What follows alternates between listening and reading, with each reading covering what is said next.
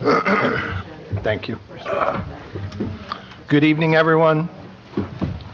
This meeting is being held with the benefit of public notice as required by the Open Public Meetings Act. Madam Clerk, roll call. Mr. Carabelli?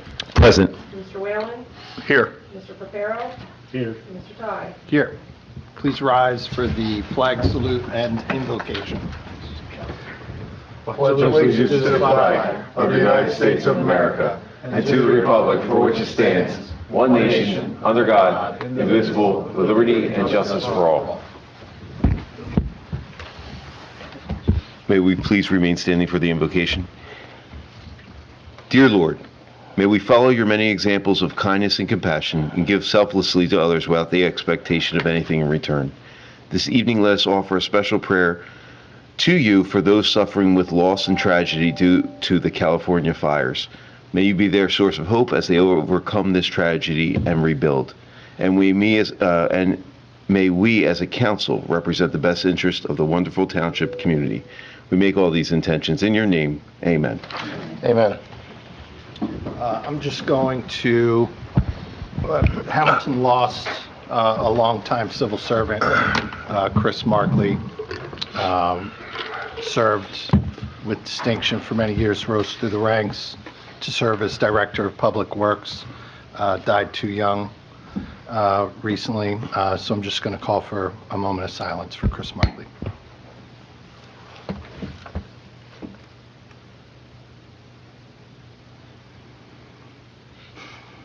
Thank you. Any comments?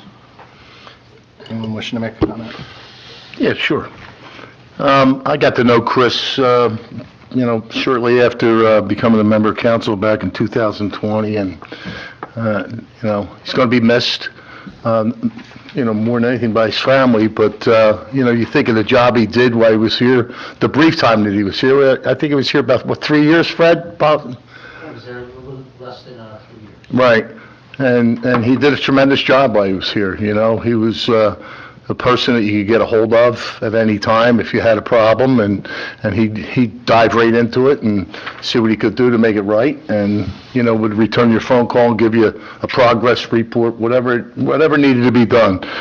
He was a good public servant, and we're surely going to miss him. Thank you for that. Anyone else? Seeing none, we will move on to special guests. Today we have the Rotary Club of Hamilton and Robbinsville with us today to present the American flag to council members that was flown at the Robert Wood Johnson Barnabas Hospital as part of the Flags for Heroes campaign. And I'm going to ask their Rotary president, Joe Cavone, to say a few words. Thank you, Council President. Good evening. Thank you for having me.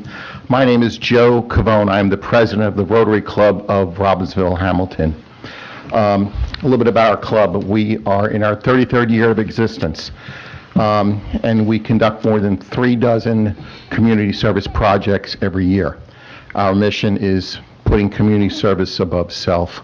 We are probably best noted for 3 programs. One is Megan's Place Park, which marks its 30th anniversary this September. The Miracle League, which we created 20 years ago, which gives children with disabilities the ability to play baseball. And now for what will become the 6th year, this is the 5th year, of Flags for Heroes, which is a wonderful program that brings together all parts of the community, its residents, nonprofit groups, businesses, and of course, government.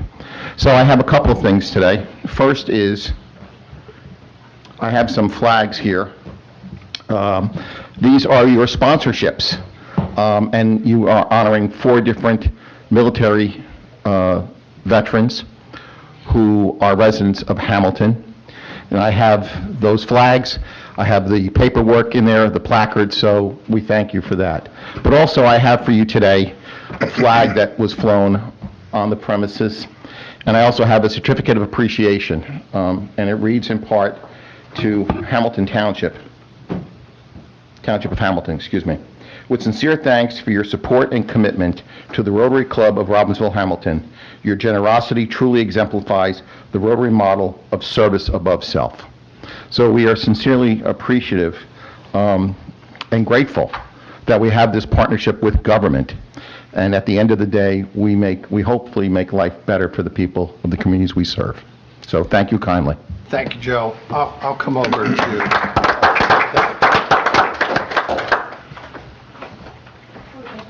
Perhaps we can get a picture with all council.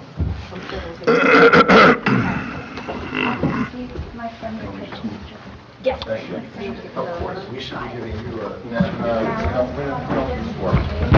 I've got somebody got a camera. I have one. I have a camera too. I hope to. Sure. Certainly. You gotta walk. There you go.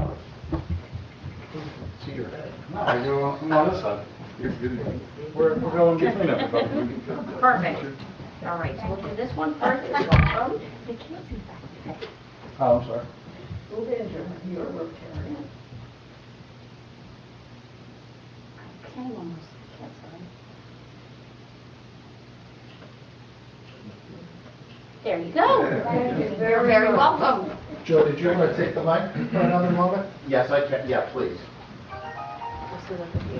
Okay, you're welcome. Yep. Oh, sorry. Oh, yeah. It's for the cord. water cord. I'll get it. Can't believe it takes 3. All right, perfect.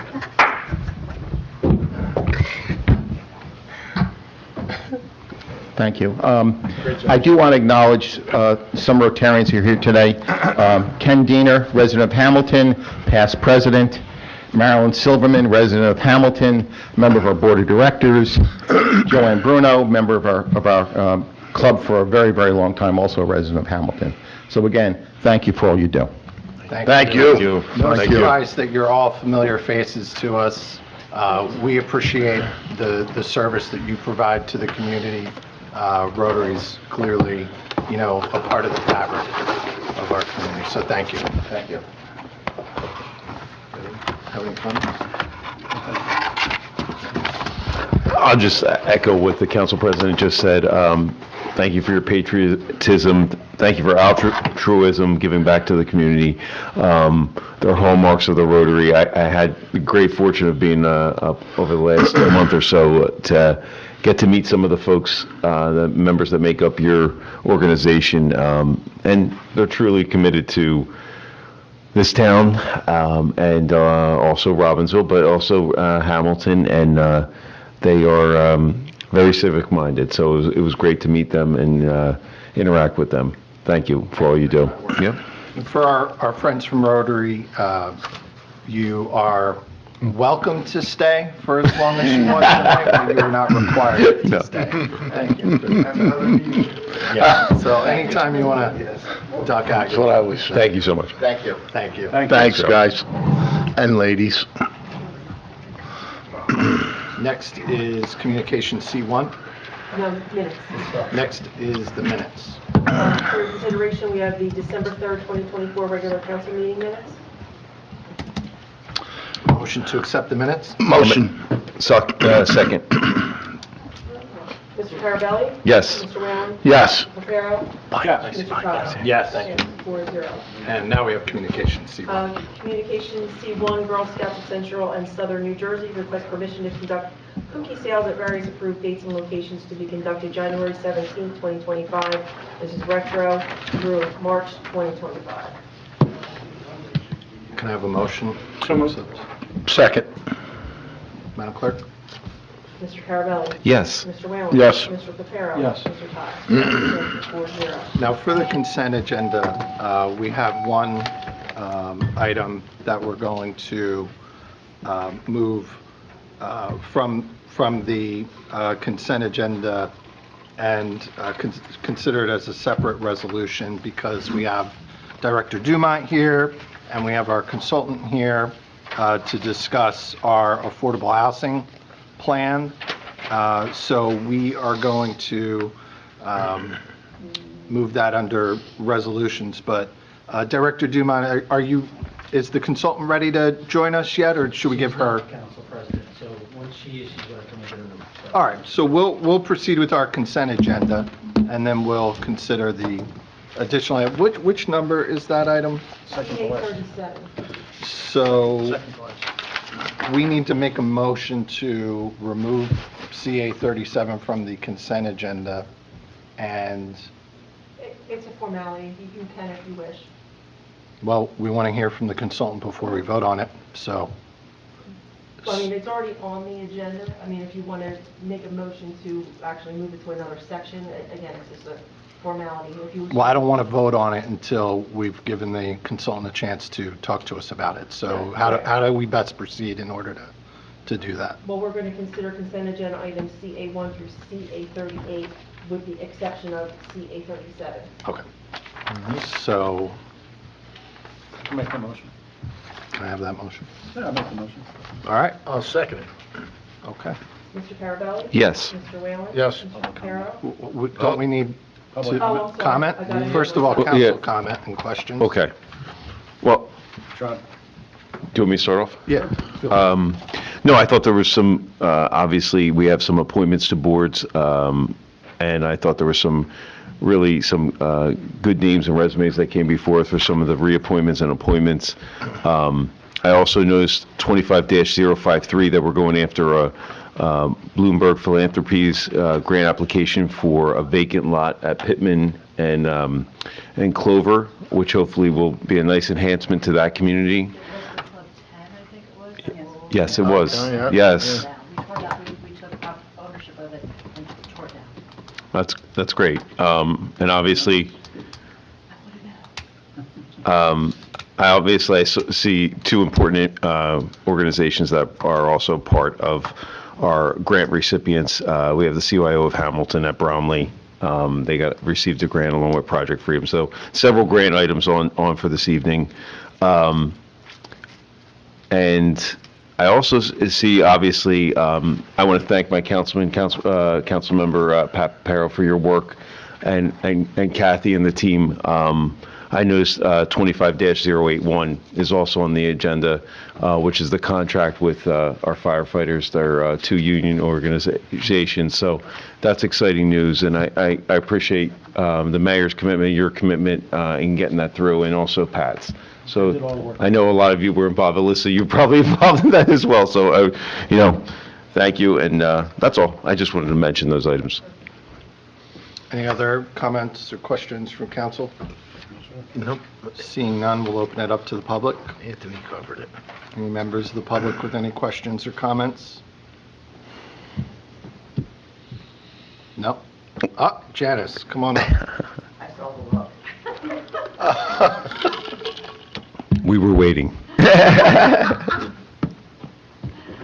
lost count. It was somewhere where Anthony was talking about, you're fixing Whitehead Road 6th Avenue to Industrial Drive or something? That's the grant. That doesn't have anything to do with Goodall Rubber, does it? Damaging the road or This something? is paving for, hold on, stand by. This was a grant to approve $300,000 worth of paving. It's right off of Whitehead Road. Sixth Street. 6th Street that goes all the way to Industrial, I think, back there? Yeah, If I'm it's correct? industrial, yeah. Industrial, I think. I saw the That's map. next to the Goodall, the fire property? I think the goes 6th all the way Street is the behind last it. street But there. Janice, I think they're separate. I think this was a distance away, not that far. Definitely separate. It's separate, because I looked at the map, it's actually 6, but going towards Industrial. Okay. So running parallel, it looks like almost on the map to me, the Sweetbriar, if I remember correctly. I don't have it open right now, but I think it runs almost parallel, or, so on that side, Okay. right? Am I correct? Do you have the map open? Because I think that's what I Whitehead remember. Road, East 6th and Industrial. Yeah. Okay. So they're going to repave that road. Oh, all right. But it had nothing to do with I thought maybe the it White had something to Hood, do no, with and Goodall. Sweetbriar, no, it did not. Okay, just curious. Like I said, how things are... Hopefully we get there. Don't worry, Whitehead Road is, we're aware. Okay. All righty, very good. I know you're always on the ball. Thanks, Janice. So we had our road. Like I said, how things are written and what they mean are two different ballgames. That's why I asked. Yep. Ask the question. That's the question. And also, Council, I just wanted you to notice that there's one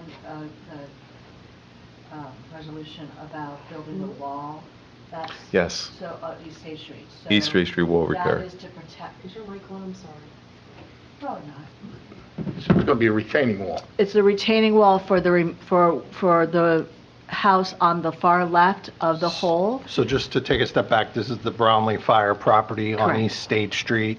The township has been working, our township very attorney has close. been working for quite some time to consolidate they basically were abandoned properties, the fire properties. Some were abandoned.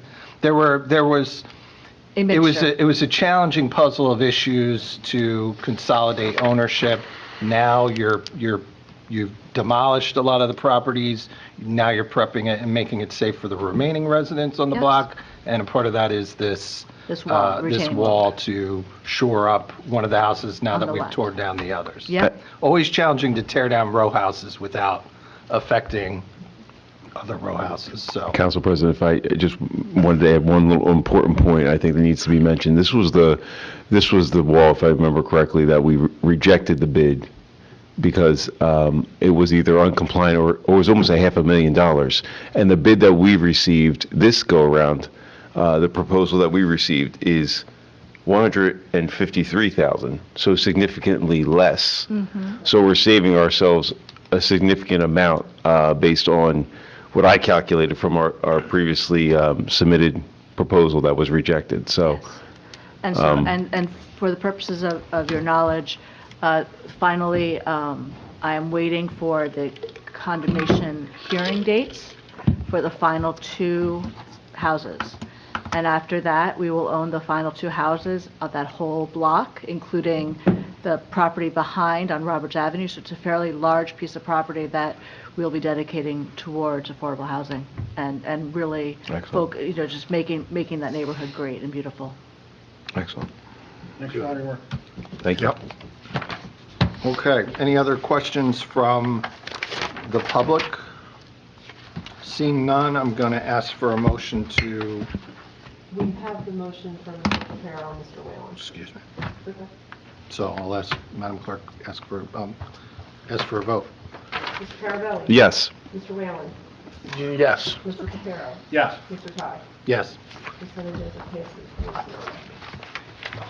Next, we have ordinance 1, exception. 5001. This is an ordinance amending and supplementing the code of the Township of Hamilton, New Jersey, Part 3, Land Use Legislation, Chapter 550, Land Development, Part 4, General Regulations, Design Standards, Section 550-143, Cannabis and Medical Cannabis Establishments. This is second reading and public hearing. This ordinance establishes a minimum distance between cannabis retailers. Any questions or comments? I'll just make the comment that I appreciate the work that the Director of Economic Development, Fred Dumont, put into this, and along with the mayor, in putting together this linear distance between establishments. As we know, we're limited to 5 retail cannabis, 3 retail Class 5 retail cannabis licenses in this town. And I thought it was a good idea to make sure that they weren't clustered together. And so now it's an opportunity where, they can be spread out within the town in the designated locations that the zoning is compliant in. So I thought that this was sound legislation, and I appreciate the work that the team put in putting this together. That's all. Thank you, Councilman Carabelli. Any other comment? Okay. Any members of the public wishing to comment on ordinance 1? Seeing none? Council President, move to close the public comment and move on second reading of ordinance number 25-001. I'll second it. Madam Clerk? Mr. Carabelli? Yes. Mr. Whalen? Yes. Mr. Caparo? Yes. Mr. Ty? Yes. Passes 4-0. All right, so we very quickly went through our agenda, Fred. So, do you want to come up and discuss? You want to wait for we could recess for a few minutes if... I'd rather wait for her. We can go, can I make a motion to go into executive session? If there's a, yeah, for what reason? The item that you handed me prior. For litigation, yes. Yeah, we were not handling that matter until later, but yes. We have time to do We it. have time to Yeah. do it. So Yeah, we need to be go briefed on it. into Executive session for So there is, I want to give the public a basic, high-level explanation of why we're going into executive session. It's regarding a housing matter and a landlord. Yes. And council is required to take action in this matter. So we're going to go into executive session so that the attorney can explain to us. Oh, just want to say where. Where are we going to go? We're going to go to your office. my law office is probably the best place. Okay, so motion to, Motion to recess. I'll second. Madam Clerk? Mr. Carabelli? Yes. Mr. Whalen? Yes. Mr. Carroll? Yes. Mr. Todd? Yes. You want me to come down and get you when she's ready? Yes, yeah.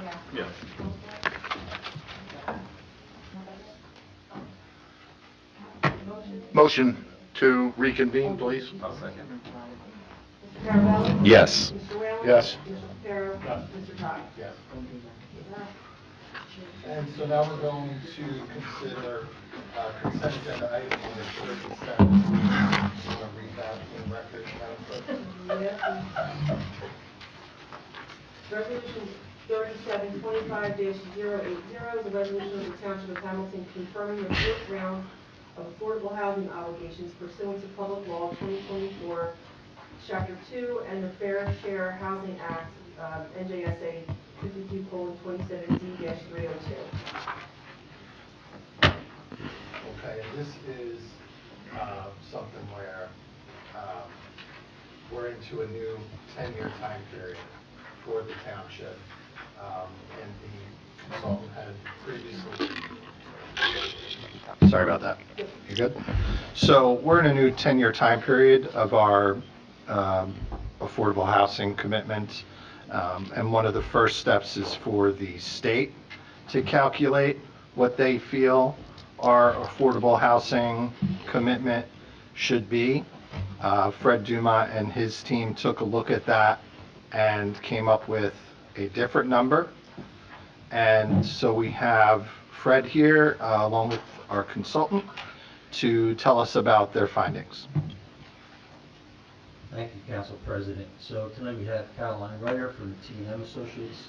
She's got a brief presentation to you, and also Principal Planner Rob Popper to answer any questions you may have. Thank you. Carol? Thank you. Hi, everybody. Caroline Ryder, hi, with T&M. Can you hit the button on that mic to see? Is that better? Is that better? There you go. There we go. Thank you. Thanks. So hi again, Caroline Ryder with T&M Associates. Before I get started, I want to make sure that I thank Fred and Rob Poppert and also Madison, who's been really helpful in providing us with information.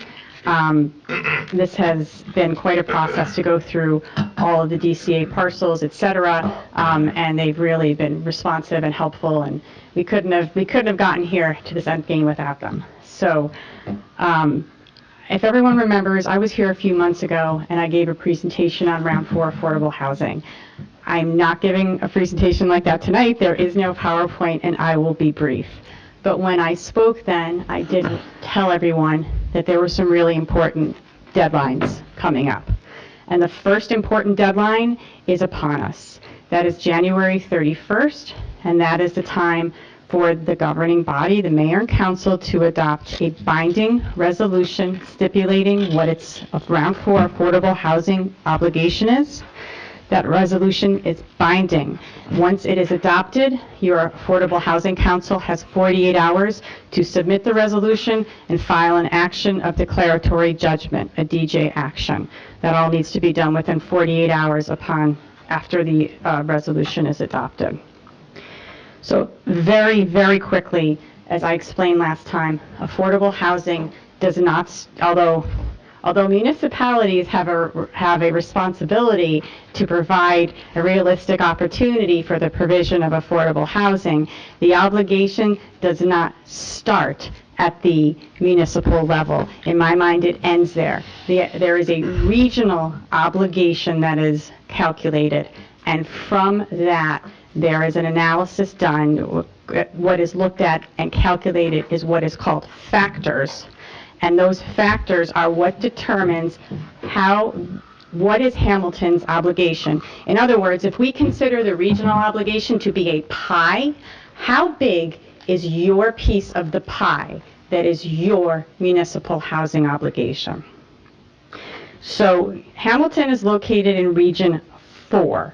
Region 4's total obligation is $13,822. It is one of the low, I can tell you it's lower than the call I was just on, which was Region 1, and it's definitely also lower than Region 2. Region 4 includes Mercer, Monmouth, and Ocean counties. So pursuant to the legislation that was adopted that amended the Fair Housing Act, there are 3 factors that are considered in determining what is Hamilton's piece of the pie, piece of the $13,822. There are 3 factors. The first is income capacity factor. That is essentially household income data. It is census data. The second is equalized non-residential valuation. That is tax assessment data. The third is what is called land capacity. Those are properties or portions of properties that DCA has identified as being vacant and developable. DCA in preparing that analysis and that mapping utilized aerial mapping prepared by NJDEP. It is referred to as a land use land cover data. Now the 3 factors are averaged together for what's called an average allocation factor. That average allocation factor is applied against the regional obligation of $13,822, and from that, DCA calculated an obligation for Hamilton of 546 units for round 4. Now DCA's obligations are recommended and non-binding. A municipality chooses or analyzes to either adopt DCA's obligation or one of its own that is different. We, our office, in conjunction with your township officials, looked at the data. So first of all, your tax assessor looked at the equalized non-residential valuation data. Can you explain equalized, say that again, equalized? Equalized non-residential valuation. Excuse me, I'm spitting out water. The municipal share of regional non-residential valuation change from 1999 to 2023. There is, and your assessor has confirmed the data that DCA used. And we are doing this for several towns, and we planners talk a lot, and the affordable housing attorneys talk a lot. There are no really revisions to 2 of the 3 factors. The income capacity has to do with household income and regional household income, and that census data, that information is correct. So number 1 is household income, number 2 is non-residential property values? Yes, valuation, and then the land capacity. So here, it's all in, I don't know if anyone has my memo, but the 3 factors. So the non-residential valuation factor is 6.85%. This is, is calculated by DCA. The income capacity factor is 2.6%. The land capacity factor is 2.41%. So your land capacity factor is your lowest of the 3 factors. And that is the one factor where we are finding that perhaps there is information that is incorrect, and therefore making recommendations for potential revisions or considerations of an alternate obligation number. Can I So- just stop sorry. for 1 second? Councilman Carabelli, did you have a comment? Just wanted to just clarify something, and you're probably going to hit on this shortly, but the first two factors, can't do anything with them. They're pretty much standard. They're going to be consistent. I mean, that's what we're given. And then the land capacity factor, like, I guess at the state level, they don't do as deep of a dive into that Rob's going to do, or, you know, to analyze what areas are actually we can develop, right? They might not. Right, so they utilize what's NJDEP area, NJDEP, New Jersey Department of Environmental Protection, aerial mapping. It's called land use, land cover. I remember And that. what we are finding is that there are properties or portions of properties identified that are not actually vacant and/or not actually developable. Houses of worship are a big one. They are in every municipality I've looked at, except for one. Yeah. Properties on what's known as the ROSI, the Recreation and Open Space Inventory, properties that were identified as what we call round 3 affordable housing mechanisms. In other words, a property that is used to meet your round 3 affordable housing obligation, therefore, in my opinion, should not be used to calculate an obligation for round 4 if it's the property is being utilized to meet your round 3 obligation. Some of them are very narrow lots, some might have a stream going through them, etc. So yes, you're correct. It's not my intent to be critical of anybody, but the DEP's mapping has its limitations, and that is what DCA utilized in calculation of its land capacity factor. So to your point, yes, thank you for getting me there quicker. What I'm saying is, of the 3 factors, there are 2 that we believe are accurate and not much we can do with them. It is the land capacity factor that we are finding that offers potential for review and potential for revision. Okay. Thank you. So, you're welcome. So, the 3 factors that are calculated, and again, it's really important to take a look at your land capacity factor, which is what I indicated, is the only one that's available potentially for change, is the lowest of your 3 factors. The 3 factors are averaged together for an average allocation factor. That's applied against your regional obligation. That is therefore the number. What is Hamilton's piece of the pie? So we looked at your land capacity extensively with Rob Poppert, with Fred, with your affordable housing attorney, multiple times. And what we found is that the land capacity factor did include properties that we believe should be removed for the following reasons. Presence of existing construction activity or development approvals. In other words, there are properties that were being built on. Very narrow lots, therefore the properties aren't developable. Properties on the ROSI, as I indicated.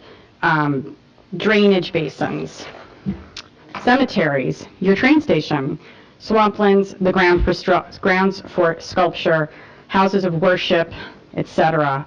Local businesses, Anthony Yaros, I guess, which is a local landscaper. So we looked at all those properties. We had multiple meetings with your township staff, what to include, what to exclude, etc. After we excluded all of the properties that we all agreed upon should be excluded, the land capacity was reduced. Initially, DCA identified approximately, and this is all very approximate, 273 acres of vacant land capacity within the township. After removal of all the areas I just mentioned, it was reduced down to about 166 acres. So by reducing that, the land capacity factor was then subsequently reduced from 2.41% to 1.48%. Can you repeat the acreage numbers again? Sure. So DCA identified approximately 273 acres of the land capacity in Hamilton. And then it was Reduced to approximately 166. So that's a bigger, I guess because the land capacity is such a small percentage of the overall number. Yes. It had less impact than. Yes. Okay. So in other words, if we remove your entire acreage of all your land capacity, which we can't do, but hypothetically, if we did, you still would have an obligation. because you have the other two factors. In fact, I looked at another town located elsewhere with a 0 land capacity factor, and it still had an obligation because you have the two other factors that are then averaged together, applied against the regional obligation. The only way to have a 0 obligation is to have none of the other factors be applicable, which wouldn't happen, or to be an urban aid municipality, which does not have an affordable housing obligation. So real fast, Carl, so in that scenario that you just painted where they have a 0 land capacity, would that mean that it would only be rehabilitation, like rather than new construction, because it wouldn't be access to the land? So I gave you two scenarios. An urban aid municipality does not have a round 3 prospective need or new construction obligation, period. They might have a rehabilitation. A municipality with a 0% land capacity factor. Yes, but it still had the other two factors. Right. No, they would still have some form of an obligation because the 3 factors are averaged together. So you have the 0%, in this hypothetical situation, you have a 0% land capacity factor that's then averaged with 2 other non-zero numbers. So those 3, the 0 plus the 2 non-zero numbers, results in some sort of low average, but an average nonetheless. And that average applied against the regional average results in some very small piece of the pie for another hypothetical municipality. Okay. So thank you.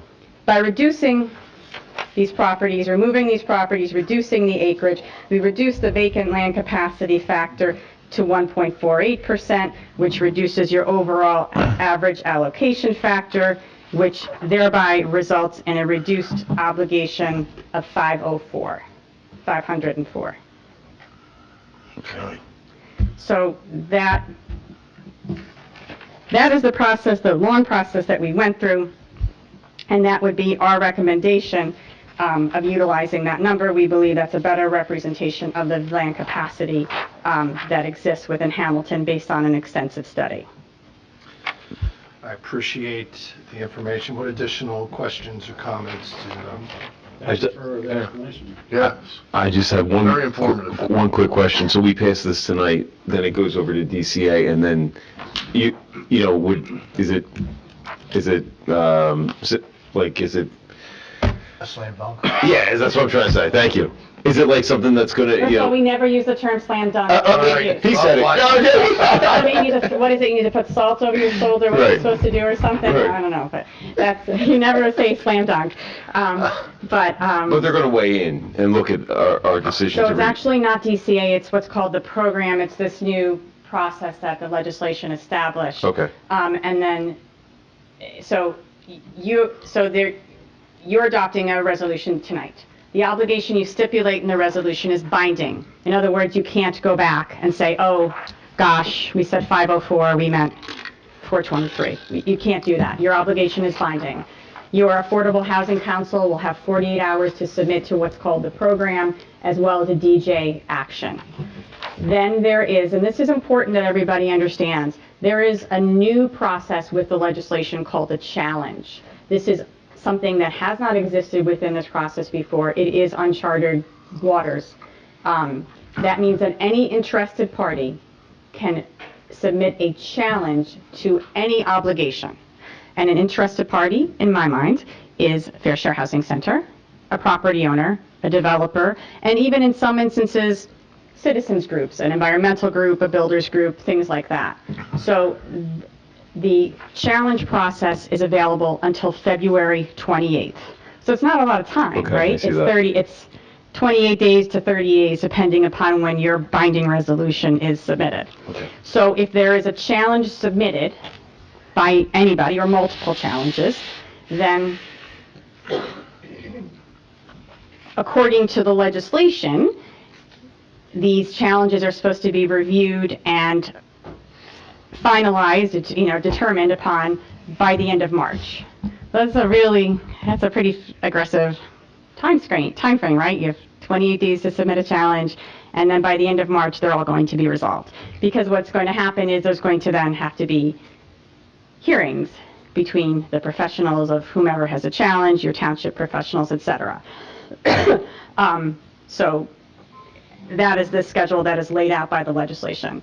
So I would never say something is or is not a slam dunk. As I said, it's not a term I like to use. I didn't say I that. will say, yes, you didn't say it. I will say that when we did a very thorough review with your township staff, I feel we were conservative. And we literally, within T&M staff would go through lot by lot and then bring certain properties to Fred and Rob's attention and then go with them. I believe actually we had a meeting. We went through every lot we were excluding through, shared screens, computers, long, lengthy meetings. This was not something that we took lightly. So we believe this is the best approach. Can I guarantee you're not going to get a challenge? No, I can't. Well, besides the challenge, they did accept our revised number on the land capacity factor, correct? No, that hasn't been submitted. We reduced it, right? Well, that's what you're doing right now. That's what we're doing right now. Right. But, okay, so DC, they don't know that we come up with it. No, that's what's going to happen is you're going to submit your revised, All right. your binding resolution, which I'm guessing will have this memo attached. In addition, this information will be utilized I'm assuming in your DJ action. Okay. I believe you also have to post your binding resolution on your municipal website as well within 48 hours. There's a series of things that need to be done. Thank you. There's also no guarantee, by the way, if you utilize DCA's obligation, that there wouldn't be a challenge to that. There is no, if a developer or the housing center or anybody, any interested party wanted to become involved in any of the obligations, theoretically they could challenge everything. There's no guarantee that a DCA obligation wouldn't be challenged either. Interesting. So it's going to be an interesting process. And it's the first time with this new process. Previously, they've been done in the courts. Now it's overseen by DCA. What's it called? A declaratory judgment action. So that actually was utilized under round 3. So that's a great point. Round 3 was handled in the courts. There were DJ actions of declaratory judgment filed then. This new process is through the legislation. Interestingly, there are many of us who believe that the DJ action was not supposed to be part of this process with the legislation, but it is nevertheless has been added in. Before that, we utilized a process administratively known as COA, the Council on Affordable Housing, which no longer exists as a result of round 3 and round 4. So we're just in uncharted territories with this legislation, and there's a lot of unknowns, unfortunately. So various parties could challenge Yes. What we are committing to. Yes. What we're committing to. Could the DCA be one of those who challenges, or could they reject our commitment? So I've had that question asked, and I don't know that DCA would rise to the level of an interested party. I don't know that they could or could not. Okay. But Well, we're going to see. I guess. This Yes. seems pretty well thought out and pretty reasonable. The acreage reduction from 273 to 166, and to still have the level of commitment that we have, Yes. seems reasonable. As I indicated, we tried to take a conservative To be kind, approach. it seems reasonable. Thank you. And so then once. No, listen, I appreciate your work on it and the team's work on it to go through parcel by parcel. I know that took many hours of work. It's just when you see it, we have a 10-year period to fill this up. Yes, 100%. And there are other, we will be looking at all of the options when we get to the next step, which is preparation of your housing element and fair share plan, that is the plan where we say, okay, how are we going to meet this 506 units? excuse me, 5, I'm sorry. I looked at, I was testing. I was looking at 546, I'm sorry, thank you, yes, which is the obligation. And we are going to be moving forward, I've already actually, yes, thank you, thank you. I've had discussions with Fred, we are moving forward with, scheduling meetings to start for preparation of your plan. I'm not waiting to see if there's a challenge or how long it takes to resolve the challenge or not. We're moving forward with this, this number, and we're going to address what needs to be addressed. The housing element and fair share plan needs to be adopted by your planning board no later than June 30th. That is another really important deadline. And then there will be a challenge time for that after adoption of the housing element and fair share plan. I believe it's through the end of August. It's a longer challenge time. We have a number of existing affordable units, obviously, like Yes. every town does. I know that in the last 10-year time period, there were some that expired. Yes. And the homeowners actually chose to recommit to the parameters of the affordable housing. And so we were able to meet some of our commitment with folks who chose to, they could have let the affordable housing designation for their units expire and gone Good. to market rate, but they chose for tax purposes and other costs to remain in the program. Good. So that, there may be some ways that'll help chip away at that number. I agree. I think that there's, you've done a lot, and I think that we're going to be exploring everything as we work towards preparation of your plan. Great. I Thank appreciate it. Thank you. Thank you. Thanks to everyone involved. Yeah. Thank you, Rob. Geez, I'm good at the moment. If you have any questions, I'll bring it. We appreciate it. So I just Thanks want for to joining us conclude with two tonight. things. One, outstanding work by Caroline, by Rob, Madison, Nebby in our office, fantastic work. We are not afraid of this number. This 504, we're not afraid of it. At your next meeting, you're going to entertain a proposal from us for a redevelopment designation of a vacant building where we're going to put 50 affordable units in. So that's 50 credits right there, plus possibly some bonus credits. We're in discussions with Habitat for our Homefront and Habitat for Humanity for a 12-unit complex. 504 does not afraid us. We just want to know what the number is. And this reduction, we feel very strongly that if we are challenged, we can win that challenge. So it's great stuff. I would recommend to the council that they support that 504 number and then give us a green light to proceed. So that said, we've had public comment. I'm going to open it up to the public for any questions. Any members of the public wishing to comment? Janice.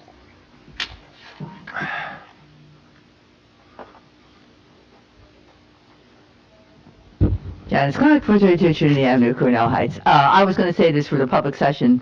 I had a plan to talk, but since you brought it up, I must say I'm very proud of you that you are working on this because there was an article in the paper, there's 27 municipalities fighting doing this. And I thought it was a compliment to you guys that we are in it, we're doing it, we're supposed to do it, and you're working on it, and you're not fighting it and they were richer communities. There's the paper said 27 of them are going to court on it. And so I'm proud of you that you're doing what you're obligated to do. So very good. Thank you, Janice. Kudos to you. Credit goes to the mayor and his team, and Fred and everybody on the team for being proactive with this. I mean, we had our timeline at that previous meeting. How many months ago you came and joined us and laid it out for us, so we know what to expect, and that's greatly appreciated. And to hear, Fred, your color commentary, if you will, on this was very helpful as well, to put it in perspective. So with that, unless anybody else from the public wishes to comment, then I will look for a motion. Council President, I'll close the public comment and look to move on resolution number 25-080. I'll second the motion. On the motion, Mr. Carabelli? Yes. Mr. Whalen? Yes. Mr. Capero? Yes. Mr. Ty? Yes. Yes, 4-0. So now we are going to move to comments from the public.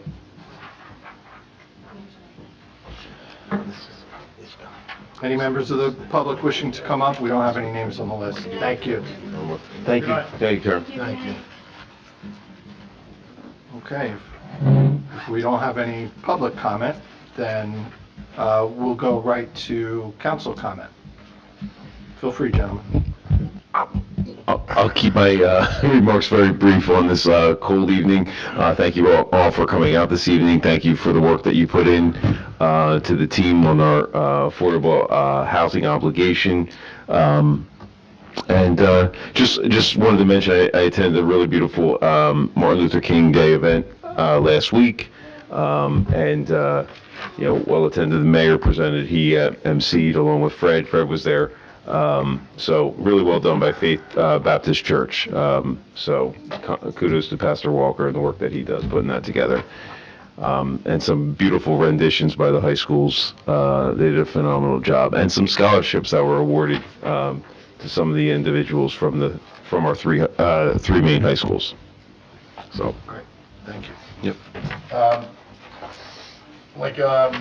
I'd like to thank everybody for coming out tonight, as always. I think we need to be mindful, especially with the temperatures the way they are. You might know somebody that's struggling, having a problem with whether they have heat or not, right? So there's resources out there to help people. We just, they need to reach out or reach out on their behalf to let us know if somebody's struggling, so we could do what we have to do to help them out. We don't want to see anybody in harm's way, especially with the temperatures that we're experiencing out there right now. And as always, as I said last meeting, go Birds.